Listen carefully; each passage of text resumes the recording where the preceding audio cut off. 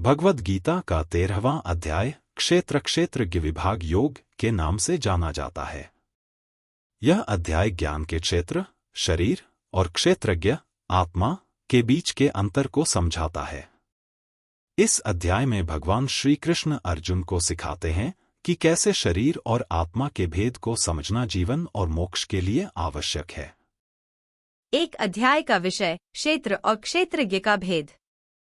भगवान श्री कृष्ण कहते हैं कि यह शरीर क्षेत्र है और इस शरीर का जो जानने वाला है वह क्षेत्रज्ञ यानी आत्मा है।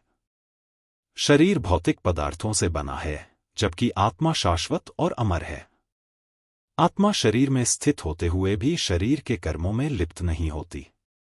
आत्मा और शरीर के इस भेद को समझना ही सच्चे ज्ञान का आधार है।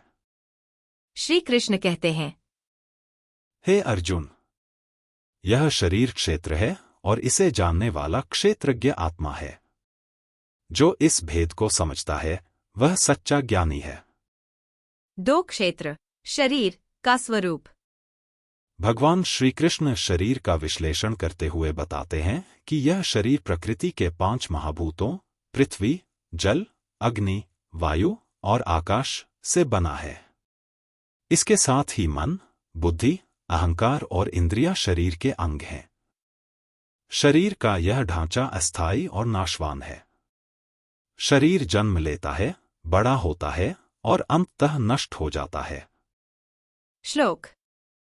शरीर में 5 महाभूत अहंकार, बुद्धि, अव्यक्त, 10 इंद्रियां, मन और 5 इंद्रियों के विषय रूप, रस, गंध, शब्द और स्पर्श होते हैं। 3 क्षेत्रज्ञ आत्मा का स्वरूप। आत्मा शरीर से अलग और स्वतंत्र है। आत्मा न जन्म लेती है न मरती है। यह शाश्वत, अजर, अमर और अविनाशी है। शरीर भले ही नष्ट हो जाए लेकिन आत्मा कभी नष्ट नहीं होती। आत्मा शरीर में रहते हुए भी शरीर से परे है। आत्मा की इस शाश्वत प्रकृति को समझना ही ज्ञान का सार है। श्री कृष्ण कहते हैं, हे अर्जुन, आत्मा शाश्वत है। यह जन्म और मृत्यु से परे है और कभी नष्ट नहीं होती। 4 ज्ञान प्राप्त करने के साधन। भगवान श्री कृष्ण अर्जुन को 20 गुणों के बारे में बताते हैं जो सच्चे ज्ञान को प्राप्त करने के लिए आवश्यक हैं। इन गुणों में अहंकार का त्याग, अहिंसा, क्षमा, पवित्रता, संयम, गुरु की सेवा, सच्चाई, धैर्य, आत्मसंयम और ईश्वर में श्रद्धा प्रमुख हैं।